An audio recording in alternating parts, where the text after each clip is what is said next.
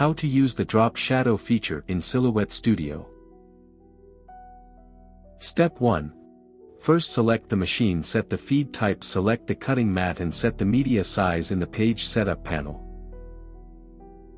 Step 2. Go to text and type out a text for the project. Step 3. Resize the text, click the text style panel in the right toolbar and select a font for the text. Step 4. Click the color fill panel in the right toolbar and change the color of the text. Step 5. Next, go to the line style panel, go to the second tab and change the color of the line. Step 6. Select the text, make a duplicate and set it aside. Step 7.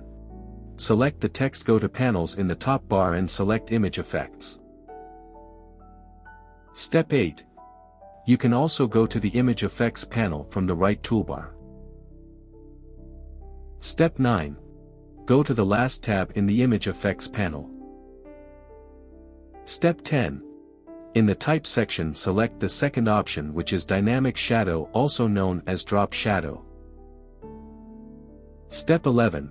You can then adjust the shadow from the X and Y. Step 12. When you click release shadow, it'll make the shadow and the original text separate. Step 13. If you click pan shadow, it'll bring up the crosshair to move the shadow. Step 14. You can change the color and transparency of the shadow from the fill panel. Step 15. Right-click and duplicate the shadow to create and layer more shadows.